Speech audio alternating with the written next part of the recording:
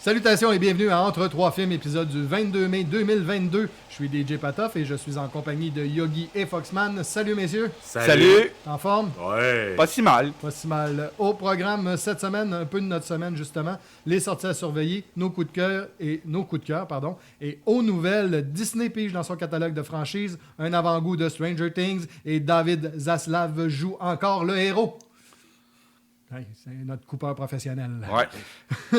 Et lui, Jason Voorhees, Michael Myers, Freddy Krueger, ça y fait pas peur. Il est plus slasher qu'eux autres. On va y aller avec notre semaine. Dans mon cas, j'ai continué à écouter les Ghostbusters que j'avais commencé la semaine dernière. Il me semble que c'est facile à dire. Et c'est de plus en plus difficile. C'est ça que je te disais avant l'émission. La qualité diminue avec les saisons, la qualité des dessins et des histoires qui reviennent. Mais c'est sûr, c'est pour les enfants, mais bon. Ouais. C'était bon pour nous autres quand on était jeunes. C'est plus difficile pour nos parents quand ils le regardaient avec nous autres, j'imagine. Puis aujourd'hui, je trouve ça difficile comme mes parents devaient avoir trouvé ça difficile dans le temps. Je vais ouvrir mon coffret cette semaine pour commencer à le regarder là, pour être ton support moral. Mon support moral, parce que c'est 140 épisodes, ça fait du stock. Ouais, mais c'était un crash grab pour vendre des jouets aussi, il faut le dire. Exact. C'était une grosse pub d'une demi-heure par semaine pour vendre des jouets. Sinon, j'ai continué, j'ai terminé le film qu'on avait commencé ensemble. J'ai terminé Fanboys. Parce qu'on l'avait mis. Joey! On l'a pas fini, fait que j'ai fini. Vu que ça. je conduis pas, moi. Joey! Et naturellement, je vais vous parler plus tard de mon coup de cœur. Marc-André, de ton côté? Moi, cette semaine, j'ai commencé ma semaine dimanche passé en allant voir la soirée Kino de Québec. Je les salue d'ailleurs, Louis, Alban et tous les autres. J'ai eu la chance de voir... Name dropping. Mais oui. Ah, name drop. Mais oui. Et, salut les amis! Salut les copains! Et j'ai eu beaucoup de plaisir à voir 8 courts-métrages d'excellente qualité d'ailleurs. Cette fois-ci, j'ai été longtemps dans l'organisme. J'ai rarement vu une soirée aussi bonne. Les films étaient super bien faits, les bons scénarios, la qualité des comédiens aussi a augmenté par rapport que dans le temps, on faisait ça en chum, puis c'était souvent douteux, mais c'était vraiment le fun pareil. Mais non, j'ai eu une belle soirée. Sinon, lecture de comics et en préparation d'un film qu'on va aller voir cette semaine jeudi, j'ai regardé Top Gun de Tony Scott. Il va falloir que je me le retape moi avec. Ah oui. Avant jeudi. Ils ne pourraient pas avoir... ils n'ont pas pensé faire un programme double. Ça aurait été cool pour un film de même. Mais sûrement qu'ils l'ont aux États-unis, mais pas ici à Québec. Ouais. Simon, toi, excuse-moi. J'avais pas terminé. Ah, t'as pas fini? T'as pas fini? Ben vas-y. J'ai terminé. OK. C'est bon. Simon. Quand il est interrompu. C'est ça. Je t'en agace. Oui. Un gros scoop. Méchante salope. Simon, de ton côté, cette semaine? Moi, j'ai eu une expérience hors de mon corps. Ah ouais, à ce point-là? Vendredi, je suis allé au cinéma.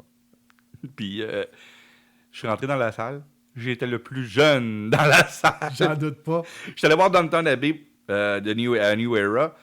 Et j'étais la personne la plus jeune dans la salle. Je me sentais comme un petit kid quand ses parents l'emmenaient au cinéma. Parce que oui, c'est la première fois depuis 1997 que j'allais au cinéma avec mes parents. Je voulais faire plaisir à ma mère, quand elle oublie ses problèmes. Puis j'ai décidé d'aller l'emmener voir Downton Abbey. Parce qu'elle tripe sur Downton Abbey. Mais j'ai une question pour toi sur le film. Oui. Ceux qui ont vu la série et qui ont été fans de la série, est-ce qu'il faut le voir, ce film-là? Ben, oui. Si vous êtes fan, vous allez le voir. Posez la question qu'ils y répondent, là. Oui, mais des fois, on peut être carrément déçu que le film soit pas bon, là. Moi, j'ai fait un marathon cette semaine dans Downton Abbey parce que j'avais jamais écouté aucun épisode. Mais j'étais pas rendu au bout quand j'ai sauté de la 3e saison au film. J'ai perdu 3 saisons en réalité dans ma tête, mais j'ai pas perdu un beat parce que le premier film expliquait bien un peu qu'est-ce qui se passait, vite. Il disait une scène ou deux au début qui explique la mise en place. Puis il faut... Puis vu que j'avais les copies à ma mère, j'ai écouté ça en français. J'ai écouté la série en français, malheureusement. Ça gâche un petit peu le look britannique. C'est sûr qu'avec un accent du Lac-Saint-Jean, ça marche moins. Mais la série est traduite en France. OK. C'est plus l'accent de Marseille, d'abord. OK, Sonolab, toutes les compagnies québécoises, apprenez à traduire, s'il vous plaît. Parce que le monde tripe ses traductions québécoises, mais ils ne connaissent pas. Le monde qui tripe ses traductions québécoises ne connaissent pas les traductions. Et ça paraît. Lorsque le personnage principal qui a une super belle voix rauque en français, tu sais, dans la version européenne, tu sais, il y a vraiment une voix élégante. T'écoutes le film, Yves Corbeil! Ah ben, bien sûr. Donnez-moi un trou French. Ça nous sort du film. De toute façon, moi, Yves Au bout Corbeil, de 5 minutes, j'étais plus là. Mentalement. Je voyais juste Yves Corbeil. Mais ils vont faire quoi, mais qu'il soit plus là, lui? Non, mais Ils vont en il y a- trouver un autre. Il y a des places, tu sais, je veux dire, il faudrait qu'ils apprennent à caster. Tu sais, je veux dire, tu casses pas Yves Corbeil pour caster Yves Corbeil. Tu sais, je veux dire, Ben, c'est parce que, ça fait sortir. d'après moi, du c'est film. le seul qui a une voix plus comme ça pour faire du... Non, il y en a doublage. d'autres, là. Mais il y a une autre raison pourquoi que Yves Corbeil est souvent utilisé, c'est le seul qui est capable de le faire, ou un des rares qui est capable de faire toutes ces lignes en une seule prise. C'est sûr que c'est payant. C'est sûr quand tu sais l'Auto-Québec, dans l'année. Non, mais sérieusement, la traduction québécoise est pourrite. Et mon seul bémol, parce que j'ai apprécié le film, c'est pas mon style du tout, là, je dois l'avouer, là, mais dans le style, c'est excellent. Sauf qu'il y a un film dans le film. Il tourne un film à Downton Abbey dans le film, et toutes les techniques de cinéma qui expliquent, c'est de la merde. Moi, je me pognais à la tête, je disais, non, ça se peut pas, là. Ça se fait pas de même. Puis, genre, ma mère, qu'est-ce que tu connais là-dedans? C'est du cinéma des années 20. Il me semble que quand on étudie en cinéma, Ouais. surtout rendu au niveau où tu étais à l'université, t'apprends comment ça se faisait à l'époque. Ah oui. On connaît les techniques, là, tu sais. Mais moi j'étais découragé de comment il amenait, qu'est-ce qu'il faisait, comment il faisait les trucs. Mais la question qui tue, Ouais. ta mère, elle a trouvé comment? Bien, moins bon que la série. OK. Parce que le film, c'est une histoire. La série, t'as pas d'histoire, vraiment. La série est faite que t'as pas beaucoup de narratif. C'est une série pour madame. Il faut le dire tout de suite. C'est les décors, les costumes, la photo. Et la nourriture. Et la nourriture, oui. Tout ce qui est banquet, tu sais, tout ce qui est coutellerie. Tu sais, c'est vraiment, là, ils passent des minutes dans les épisodes à mettre le couteau à la bonne place, à regarder la règle, savoir s'il y a tant de centimètres entre chaque ustensile. Tabarouette. Non, mais c'est de même. La série est de même. Le film, c'est... Ça passe vite. OK. Tu sais, t'as pas ça. Tu sais, t'as pas la magie de cette série-là. T'as une histoire de 2 heures. Mais tu sais, c'est pas pareil du tout que la série à ce niveau-là. Tu sais, t'as moins de beaux costumes dans le film que dans la série. Tu sais, mais ils font une belle job de transition entre la télévision et le cinéma parce que le cinéma, c'est pas le même médium. Mais c'est le deuxième film. En plus. Parce que le premier... Le premier, je l'ai trouvé bien parce que je l'ai écouté cette semaine parce que j'ai sauté, comme j'ai dit, de la 3e saison au premier film avant. Parce que je voulais pas écouter le 2e film sans avoir vu le premier film quand même. J'aurais eu de l'air de... Mais ça a quand même bien été, mais mon expérience, le fait que j'étais le plus jeune dans la salle, ça m'a fait, OK, c'est pas un film de Marvel que je m'en vais voir. C'était pas la même clientèle. Non, pas du tout. On va maintenant passer aux nouvelles. Et nous avons cette semaine pas mal de trailers et de teasers, Simon, pour nos auditeurs. Oui, la semaine a commencé avec le teaser de Prey, le préquel de Predator, qui va sortir sur Disney+. Moi, j'ai trouvé le trailer très, très, très intéressant. C'est un petit teaser il dure 1 minute quelques. C'est vraiment très court. On voit que ça se passe il y a très, très longtemps. On voit des Indiens américains, des Autochtones, c'est-à-dire américains, avec des arcs et des flèches. Et on voit un petit laser avec 3 branches dans le front d'une des personnes. Et c'est écrit Predator. Prey. Pas Predator, mais Prey. Juste Prey. Fait Pour qu'on ceux qui veulent la voir, puis ça va être de même pour les autres bandes annonces qu'on a parlé aujourd'hui, là, sont sur la page Facebook qu'on a mis. Ah oui, c'est vrai. Oui. Ben oui, j'ai. À cette heure, on met tous les trailers qu'on parle dans l'émission sur la page Facebook d'Entre Trois Films. Fait que vous avez les liens YouTube. Pour écouter ça et de les commenter aussi, c'est super intéressant d'avoir vos commentaires. Ouais, on aime ça, répondre à vos questions. Si vous avez des questions, savoir qu'est-ce qu'on en pense. On est là pour ça. Donc, tout ce que vous avez à faire, c'est nous suivre sur Facebook à Entre Trois Films. Facile à trouver, c'est le titre de l'émission. Un autre trailer ou un teaser cette fois? C'est un trailer, le premier trailer de She-Hulk. She-Hulk, oui. La série télévisée Disney+, basée sur le comic book de Marvel. Moi, j'ai adoré. Il y a beaucoup de personnes qui n'aiment pas la bande-annonce sur l'Internet à cause des effets spéciaux. ils trouvent que les CGI sont pas bons, mais moi, je les trouve excellents parce que de la manière qu'ils sont faits de même par exprès, puis il faut comprendre un peu le personnage de She-Hulk pour comprendre pourquoi que l'effet spéciaux est fait de même.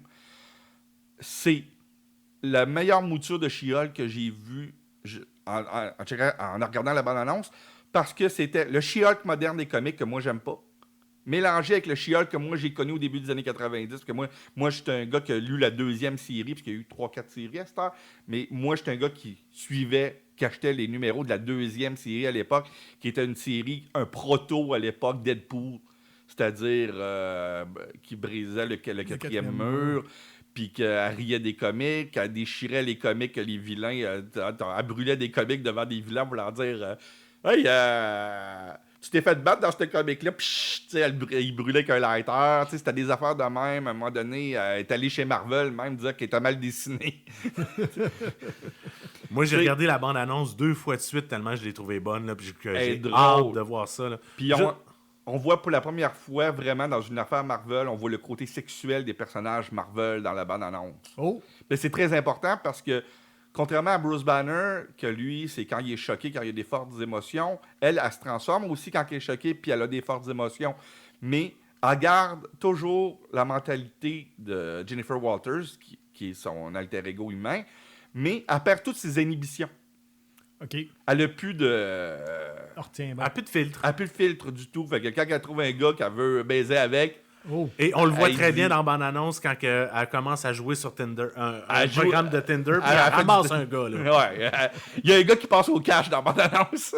Puis on voit vraiment dans le sourire que toi, t'es pas prêt. Le gars passe une belle soirée dans Puis juste pour le dire aux auditeurs qui le savent pas, le personnage de She-Hulk, c'est la cousine à Bruce Banner. Oui.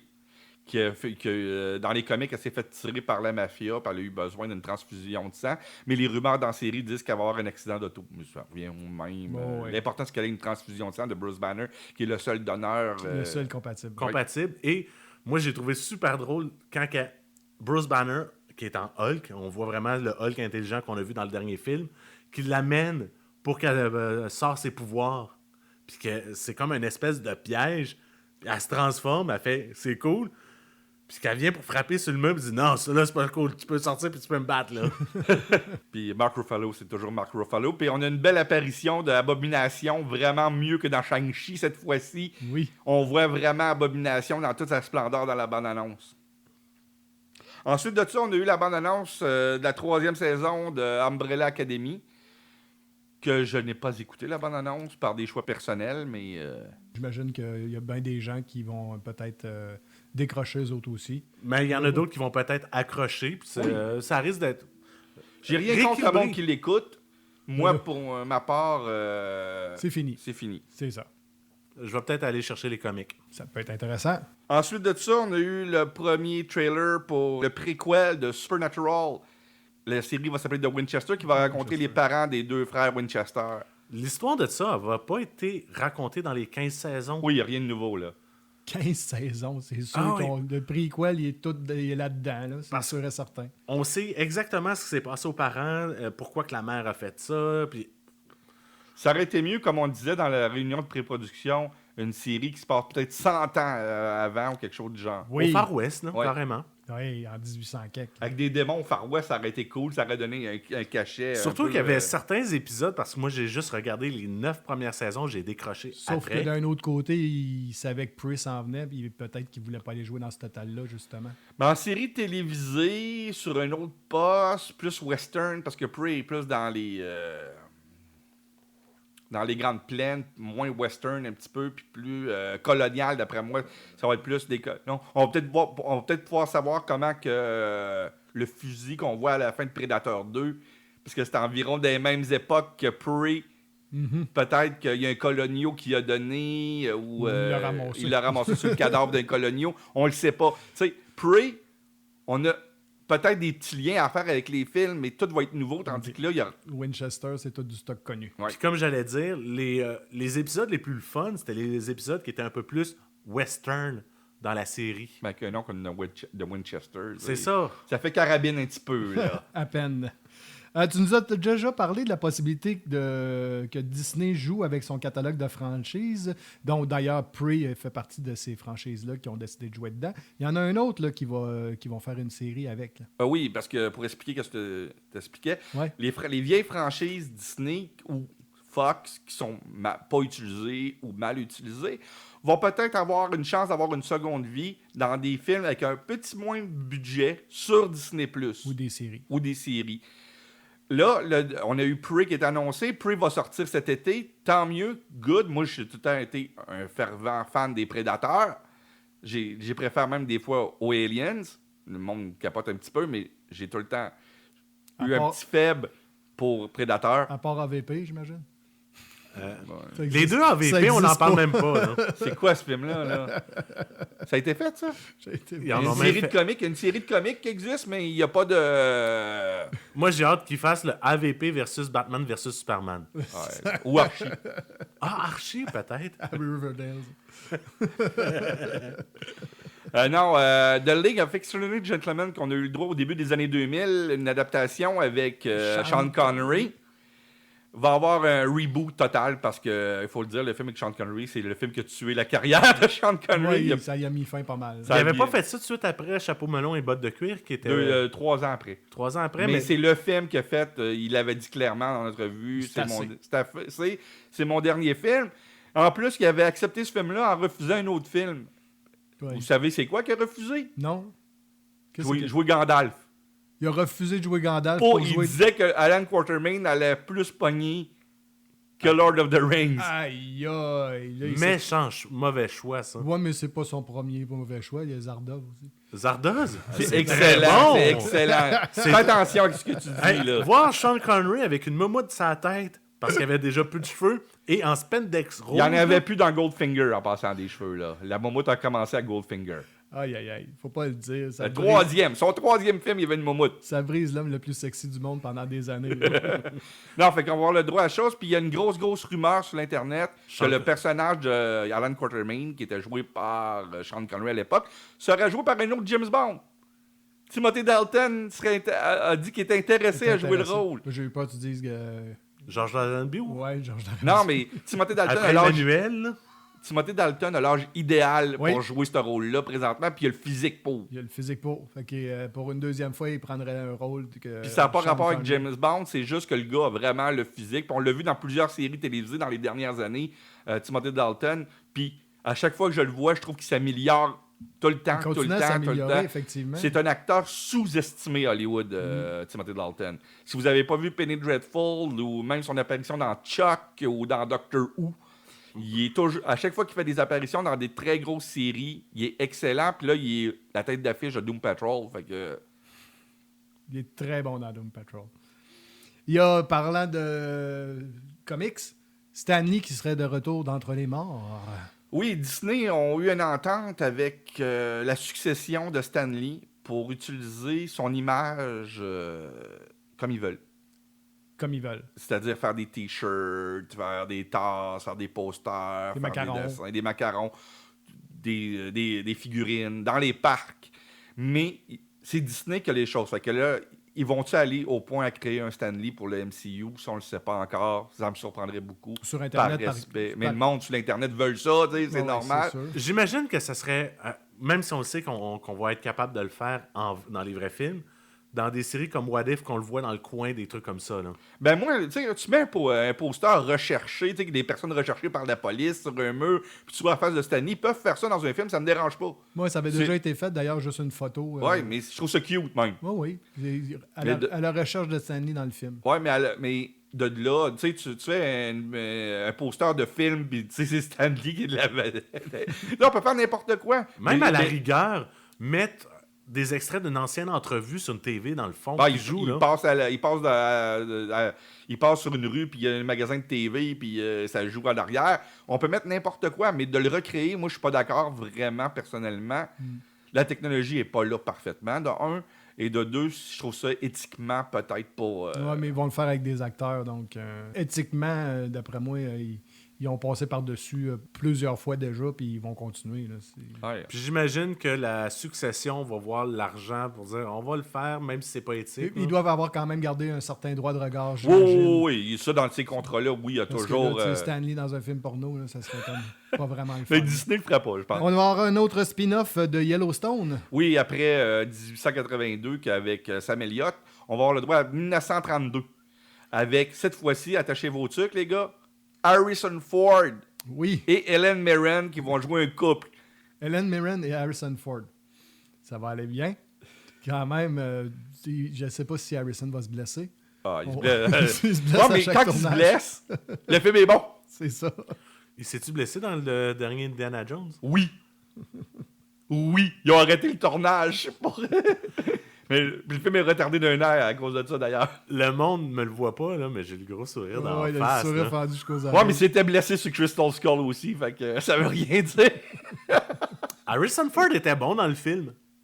Oui. Lui, il était bon. J'ai dit Harrison Ford, hein? C'est J'ai ça. pas dit le film. Exactement. David Zaslav ne fait pas que couper, il fait également du repêchage. Ben oui, lui, contrairement au Canadien de Montréal, il repêche De façon intelligente. exactement. Attendez, là, à Montréal, ils vont faire un gros coup cette année, les Ah, Canadiens de Montréal. Là. Le Québécois qui joue pour les Olympiques de Hall va être repêché, c'est Non, ça. son gros coup, c'est qu'ils vont aller vraiment dans le bas fond des meilleurs joueurs. Là. Ils vont se Il y a un gars tromper. qui joue Pee-Wee. Ils vont dire un des frères Hanson, il est-tu disponible? Premier choix du repêchage. Ok, on va revenir au cinéma, les gars. Hein, c'était le cinéma, on parlait Slapshot, là. Les frères Hanson. Non, Tout sur de la style de rugby. on Bon. parlait de David Zaslav. Zaslav. Il a ramené un héros chez Warner. Une légende vivante. Oui, quelqu'un qui est peut-être le meilleur exécutif de studio des 40 dernières années, Alan Horn, que quand Bob Iger avait été embauché pour remplacer Michael Eisner, il l'avait enlevé de chez Warner pour l'amener chez Disney, puis c'est à lui qu'on doit tout le renouveau, les derniers 15 ans de Disney, qui ont été les meilleurs 15 ans de Disney dans leur histoire. Mais il faut dire que les 10 ans avant ça, c'était Warner qui était au top de la pyramide, parce que ça, c'est comme des boucles, là, ça revient tout le temps. Puis lui, à son époque, quand Alan Horn était déjà chez Warner, c'est lui qui a donné le feu vert au Harry Potter.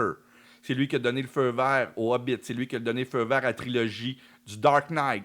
Tu sais, Il y a une vision. le gars sait c'est quoi un projet qui pogne, qu'on n'aime pas ces projets. Tant que l'argent rentre pour Warner, c'est ça ce qui est important. Le pour gars eux est autres. à la fin des 70 ans, puis il fait la pochette de Karaté USA une fois de temps en temps encore. là. C'est une légende. Alan Horn, c'est vraiment une légende.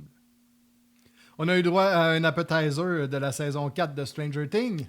Oui, cette semaine, Netflix ont mis en ondes, ont publié sur l'Internet les 8 premières minutes de Stranger Things saison 4, si vous voulez avoir un petit tease, un petit agace. C'est ça, juste pour agacer. Et les fans. je ne l'ai pas encore mis sur le groupe Facebook. Je vais faire ça. On aimerait ça avoir vos commentaires là-dessus, savoir si vous avez hâte ou non, puis ce que vous pensez. Moi, je l'ai de ça. écouté. Moi, je ne l'ai pas regardé encore. J'ai trouvé ça bien. Puisqu'à part Umbrella Academy, j'ai tout écouté. J'ai trouvé ça bien, très bien. Et j'ai aimé voir un acteur qu'on voit plus souvent, parce que c'est la force de Stranger Things, d'ailleurs, d'avoir des vieux acteurs des années 80 qu'on voit à peine. Il y a un acteur que la dernière fois que je l'avais vu, c'est dans The Dark Knight Rises, mais c'est un acteur des années 80 qui est Matthew Modine, Oui. qui joue dans Stranger Things, puis ça m'a fait du bien de revoir. Moi, j'appelle ça voir des visages familiers pour moi. J'ai adoré le fait qu'on voit Matthew Modine. Matthew Modine, moi j'aimais bien justement dans les années 80-90, qui a comme disparu du grand écran. Oui, ben, il fait une apparition une fois de temps en temps, comme dans Dark Knight Rises, Ouais. mais c'est très rare. On le voit pratiquement plus. Et il y a l'Académie qui remet son règlement sur les sorties en salle. Et oui, tous les films en nomination devront être diffusés en salle. Pendant combien de temps? La vérité? Oui. 10 jours. Est-ce que c'est obligé d'être dans une grande salle ou... C'est obligé que ça soit Ah en non, continu? dans la salle communautaire de Saint-Vallier, des Clébieux, ça peut marcher aussi. C'est facilement contournable dans ce temps-là. C'est une joke. Ce Ouais. règlement-là est une farce. Mais ils veulent garder une impression que le cinéma est encore dans les salles. Et Même non c'est plus juste sur- retarder le réveil. C'est ça. T'avais Ben, pas eu un Tom Cruise cette semaine à Cannes qui Oui. a parlé de qu'un film, ça se regarde en salle. Oui, on a les télés. Et c'est normal. Un film doit être vu en salle. Mais ces films-là sont pas produits pour ça. Non. Et un film pour aller en salle, on va parler d'un Star Wars, on va parler d'un Top Gun, on va parler de Avatar, on va parler de des films avec des effets spéciaux puis des grandes images ou Dancing with Wolves. Ouais. Où ce que là, les grands espaces, les choses comme ça. Mais des films à Oscar, Puis des fois... dans un futur prochain, c'est ça qui va arriver aussi. Tous les films vont être en streaming, mais on va avoir le droit d'avoir des films événements en salle qu'on va appeler événements. Ouais. Quand on n'avait pas eu aussi la même discussion des dernières années en salle puis... Ouais, toutes les outlets de même, tous les festivals, toutes les remises de prix ont ce dilemme-là aujourd'hui. Parce qu'il y a beaucoup plus de films qui sortent en streaming, ça coûte moins cher aux compagnies de distribution, ils n'ont pas à faire des prints, ils n'ont pas à faire de la pub, faire des posters. Mais malheureusement, on perd la qualité du film automatiquement quand on le regarde sur notre ordinateur comparativement dans une salle. Oui. T'as bien beau avoir le meilleur système de cinéma maison que tu... Ouais, c'est exactement. tu peux Le gars qui t'imaginer. me dit, moi, je vais pas au cinéma, je me set une salle de cinéma dans mon sous-sol. Excuse, C'est- ton son est de la merde à comparer du IMAX. Ben Puis non, ça, on parle même pas de la connexion Internet pour voir je te les dirais, films. Là. certains cinéplex sont meilleurs que les cinémas maison. Là, puis Ouais, Cinéplex, certains c'est- cinéplex. certains Pas tous. cinéplex. Non, c'est Il y a ça. des cinémas maison que je connais qui sont meilleurs qu'aller au cinéplex. On aime, On aime ça, lui quand rentrer fait- dedans. Ah, oui. C'est pour ça que faut le- qu'il s'améliore, Cinéplex. Oui, Oui, regarde, je vais être le premier à y aller. Ouais. Je vais être le premier à rentrer. Mettez-vous s'ils à jour. Mettez-vous à jour. Faites ce que le Clap a fait avec la salle à Sainte-Foy. Les salles sont magnifiques. L'écran est... Même si c'est pas des grands écrans, c'est des des petites grosses salles. C'est des petites salles. Mais l'image est superbe. Le son. Le son est numéro 1. Dans le temps, la baie sortait comme une tonne de briques au clap. Puis on parle même pas des bancs. Là. On n'en parle pas souvent, mais les bancs au Clap, on est super bien confortable. On a le goût d'aller voir un film là. Juste donner un exemple, avec Marc-André, il y a une couple d'années, on était à Montréal en vacances, moi puis Marc-André. On avait décidé de passer un week-end à Montréal. Puis c'était la sortie de Glass, le film de M. Night Shyamalan. Puis on avait été dans qu'est-ce que Cinéplex appelle leur cinéma premium.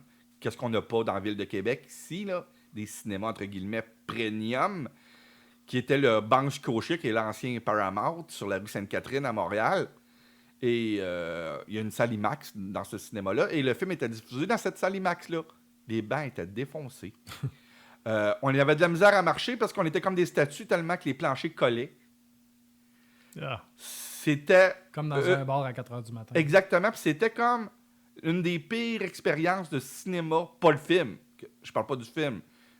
Mais l'expérience globale d'aller voir un film au cinéma que j'ai eu dans ma vie. Puis toi, avec moi, Pat, tu as eu des expériences avec Cinéplex qui étaient désastreuses Ouais, aussi. qui était assez traumatisante. On dirait qu'ils se présentent pas au CinemaCon pour voir c'est quoi les nouvelles technologies puis les nouvelles expériences autour. Oui, c'est plaisant de Ah, voir le film. Ils ont des salles AVX, ils ont des salles D-Box. T-Box. C'est tellement 1992. Hocus Pocus 2, on a une date pour la sortie? Oui, le 30 septembre, on va avoir le droit de Hocus Pocus 2 sur Disney+. On rappelle les Fait qu'il ne sera pas nomination aux Oscars. Probablement pas, mais de toute façon, ça Avec t'attendait Bette pas. Midler, Sarah Jessica Parker, puis la personne qui jouait dans Rock'n'None, que je me rappelle jamais de son nom, malheureusement. On va le rajouter au Cathy montage. Nadjadi, je pense. Nadjadi, ouais, c'est Ouais, ça. Je pense que c'est ça. La dernière fois, Mais c'était... j'ai pas... Et en passant, ils sont là, j'ai pas regardé dans mes notes. Non, Ça m'a ressorti ça de a fini la... par revenir. En passant, Simon, c'est le seul de nous trois qui n'a pas de note. Effectivement, Il n'y a pas de note. Il a son téléphone cellulaire pour quelques affaires, là, mais tout est dans sa tête. Son monde aussi. J'en connais d'autres de même. C'est officiel, le Daredevil sera de retour.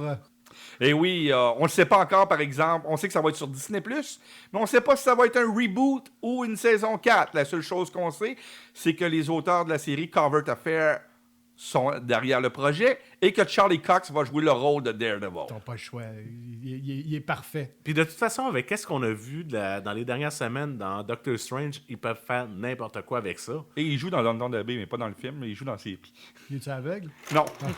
Non, dans celui-là, il est sourd. Et on continue avec les sorties à surveiller, Marc-André. Oui, une petite semaine de sortie. 2 films en salle seulement, mais quelques films aussi sur les sites. Et Il y en les a séries. un. Un film qui est Il y a important. un film. C'est ça. C'est quoi l'autre?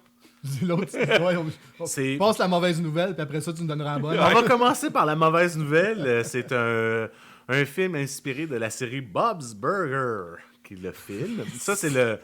Ça va être... film! Ça va être le malchanceux de la semaine. Ah, il est déjà enterré 6 pieds sous terre. Attends, j'aurais pu parler du documentaire sur Elisabeth II, OK? Mais je l'ai pas fait. C'est trop bon. J'adore ça. On l'aurait enterré aussi parce qu'elle a quand même rendu à 96 ans. Oui, mais- d'ailleurs, il va falloir penser à sa succession. Qu'est-ce qu'on va faire avec les vins? Les 25 cents aussi. Oui, les 30 sous. Et l'autre film, c'est celui qu'on a hâte et qu'on va aller voir les trois ensemble jeudi. Mais on va vous faire une critique d'ailleurs. Oui. Mhm. Oh oui, on va Oh, voir. ouais, ben, ça, Ouais, c'est un film événement d'été, On là. va faire une émission spéciale. Oui. Oui. Yes! Ça va être Top Gun Maverick. Maverick. 36 ans plus tard, on va savoir ce qui est arrivé à Maverick. À moi, l'ivresse de la vitesse. C'est ça, comme j'ai lu là, sur Internet. Moi, j'ai pris, depuis que j'ai vu le premier, j'ai pris à peu près 80 livres. J'ai grandi d'à peu près On n'a plus de cheveux. 6 pouces. On a perdu nos cheveux. T'appelles-tu Val Kilmer? J'ai vraiment changé beaucoup. Puis Tom Cruise, lui, il a juste changé de moto. Sinon, les sorties qu'il va avoir, c'est sur 3 sorties de séries télé. Excusez-moi la prononciation en anglais, mais c'est Ghost in the Shell. La saison 2 sort sur Netflix le 23 mai. La Xème série de Ghost in the Shell, là, il y en Ouais. a une vingtaine de séries Alors, télé. Là, ça et- finit plus. Vendredi, le 27 mai, ça va être un combat à savoir. Je sais c'est quoi. Ah, c'est un combat à finir. C'est un combat à finir C'est entre, Hulk Hogan. entre deux Combat à séries. Je sais pertinemment de quel côté vous êtes. Ah, Et ben là. Ben là, Je sais exactement. Et moi, moi, t'es de l'autre bord. je suis de l'autre bord. On est Donc, deux contre un, fais attention à tes fesses. Il va juste rester à savoir ce que l'auditoire va décider. Et Ça va être à voir. Ça c'est va être super D'ailleurs, curieux. il faudrait qu'on s'organise pour l'écouter ensemble. hein. C'est exact. C'est quoi, mon cher ami? c'est justement ça. J'attendais que vous finissiez. les invitations. Et voilà. OK. Donc, les 2 séries sur Disney+, il va y avoir les premiers épisodes de Obi-Wan Kenobi. 2 épisodes. Ainsi qu'au même moment sur Netflix, il va y avoir la première partie de la saison 4 de Stranger Things. Who cares? C'est quoi, ça? C'est quoi ça? Il y a Obi-Wan, c'est quoi ça? C'est quoi, ça? Non, mais... On a des beaux doigts d'honneur en studio. Stranger Things, ça commence à étirer la sauce. Obi-Wan, ça va être du nouveau, ça va être des trucs que vous avez jamais vus. Stranger Things, c'est tout le temps les mêmes histoires. Concentrez-vous sur Obi-Wan pour faire des gros chiffres sur Hey, Disney+. le rematch Vader Obi-Wan. J'ai trop hâte. Et c'était les sorties de cette semaine. Merci beaucoup, Marc-André. Ça me fait plaisir!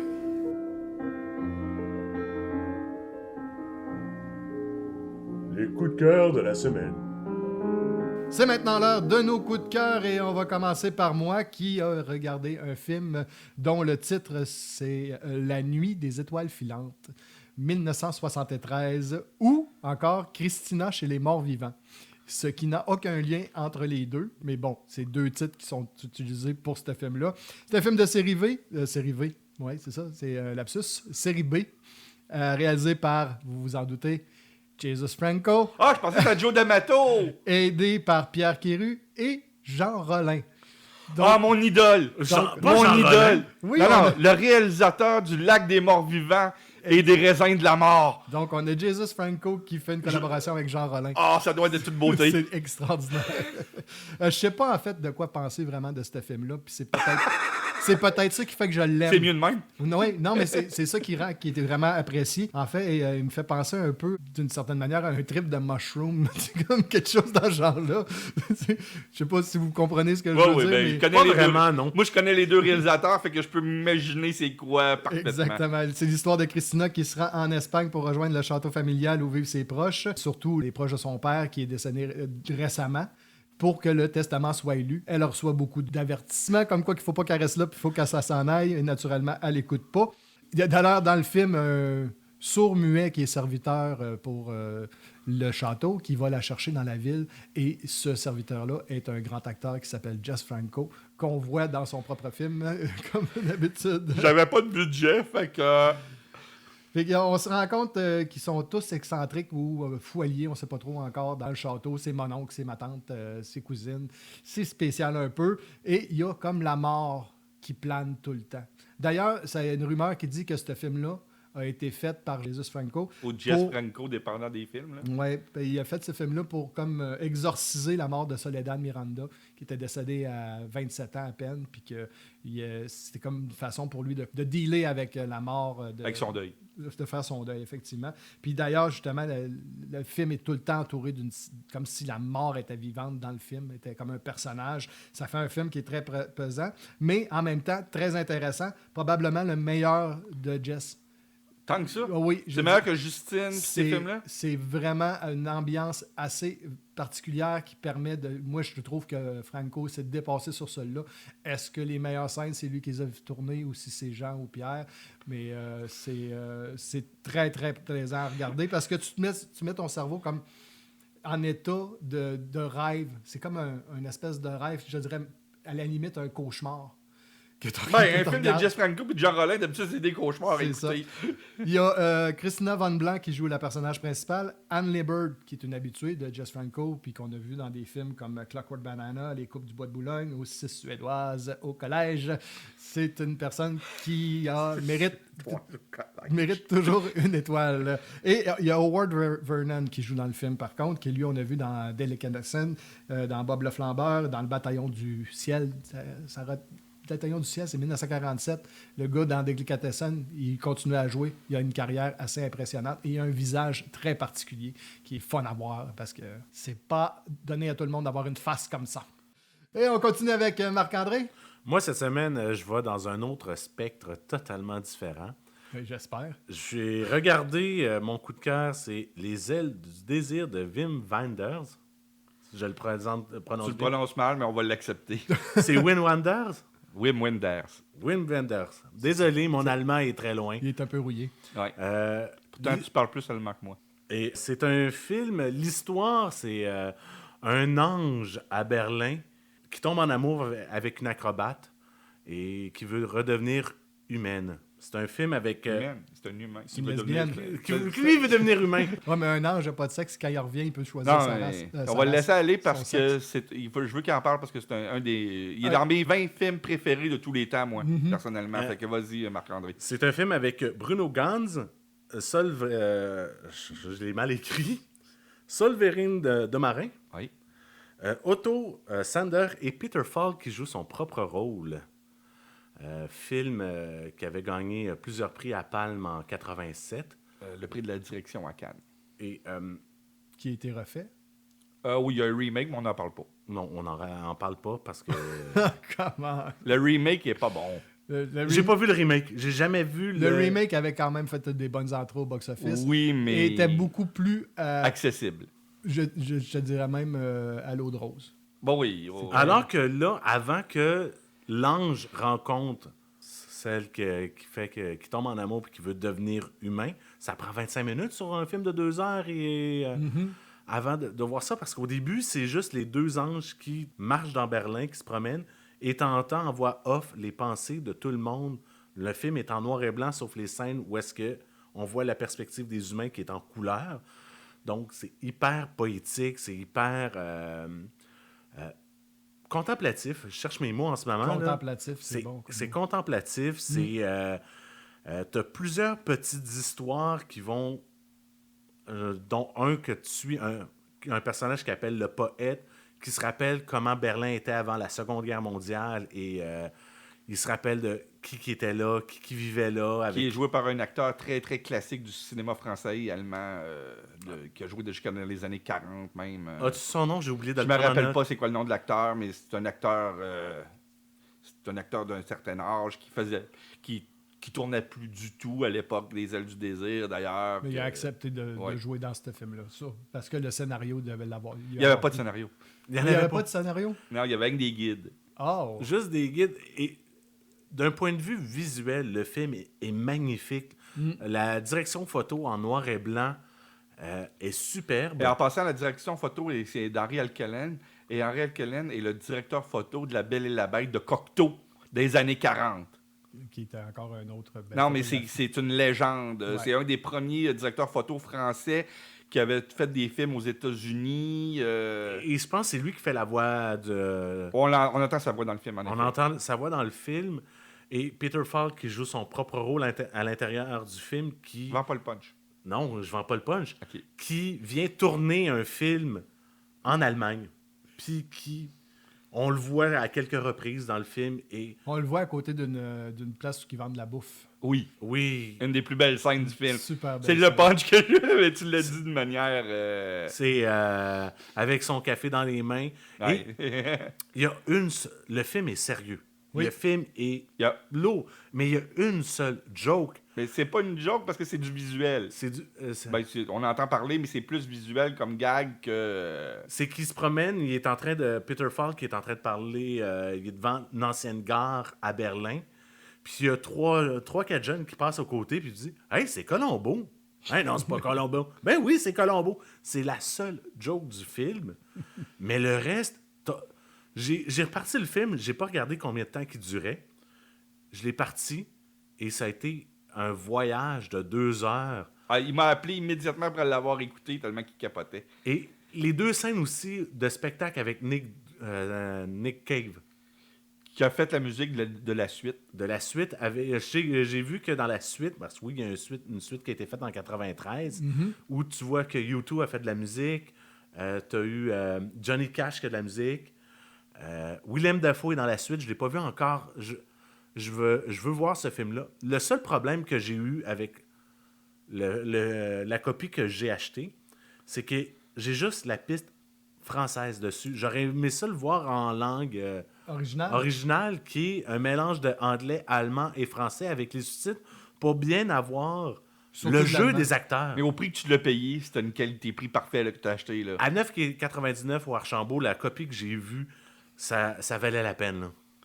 C'est moi qui avais dit, il dit c'est quoi ça? Je dis, tu devrais acheter ça, puis il avait expliqué, puis il l'avait acheté. Acheteur compulsif T'es- de films. Hein? T'es content? Je suis Comme achat? très content. Très, très, Est-ce très que je t'ai content. bien conseillé? Comme d'habitude, oui. Comme d'habitude, oui. Puis ce qui est génial, c'est que ça me permet de voir autre chose que le gros blockbuster américain. Oui, c'est super le fun. On va triper voir un Marvel, on va triper voir un Star Wars. On va aller voir Top Gun, puis on va avoir du fun. Mais voir du vrai cinéma. C'est Un vrai film, une vraie œuvre d'art qui veut dire de quoi? Quand on parle de 7e art, c'est des films de même, comme Les Ailes du désir. C'est Wings of Desire.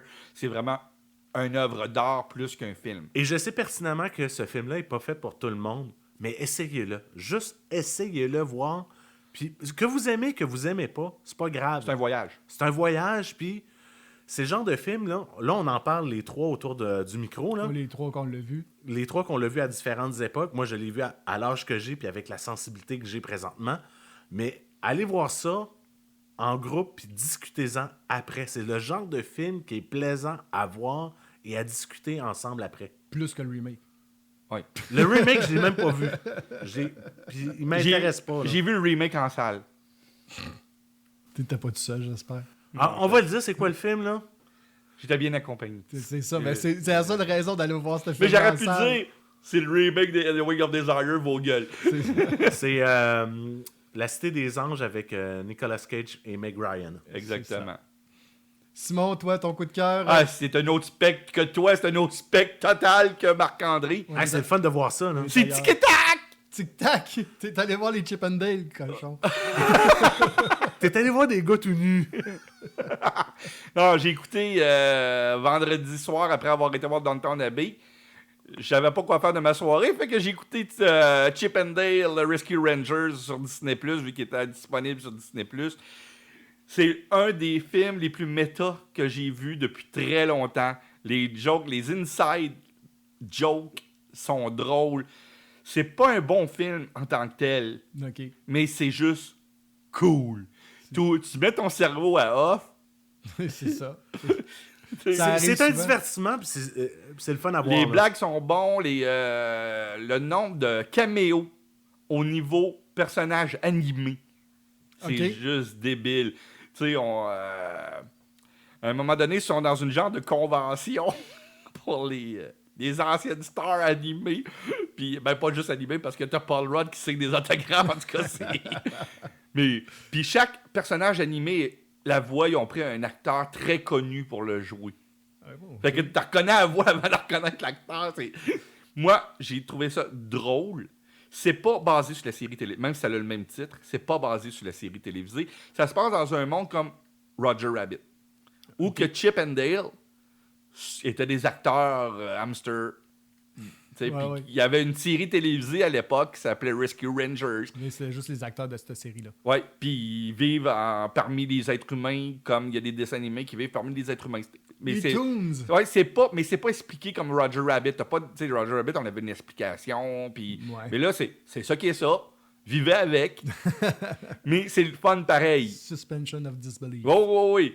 Puis J.K. Simmons en chef de police, qui se trouve être un genre de Gumpy. Tu as plusieurs styles d'animation. C'est ça qui est le fun parce que tu as plusieurs styles d'animation dans le film. Tu n'as pas juste l'animation 2D ou 3D. Puis même que Dale s'est fait faire de la chirurgie plastique, il est rendu en 3D. Il dit depuis mon refit en 3D, il s'est fait faire une opération. C'est comme les stars vieillissantes qui se font. Mais lui, il s'est fait faire en 3D. Fait que Chip est en 2D, Dale est en 3D. Il y a des affaires cool de même. C'est juste l'ambiance du film. Ça m'a fait rigoler. T'as des blagues, ils rient de Marvel, ils rient de Star Wars, ils rient d'à peu près tout. Il y a des caméos de Roger Rabbit. Roger Rabbit est dedans. À regarder avec ses neveux et nièces, avec ses enfants. Oui. Puis ça rappelle pour le monde qui sont peut-être dans la fin de la trentaine, qui ont connu la Rescue Rangers à l'époque, vont adorer ça parce que l'humour, même si c'est pas basé sur la série, l'humour est là, pareil. Et l'humour, il doit avoir plusieurs niveaux. Il y a des les enfants s'amusent autant que les adultes. T'as enfant, adulte, geek, je te dirais. Ah oui, il y a 3 niveaux. Ouais. Ça, c'est bon. Là, ça commence à être plaisant de voir ça. Là.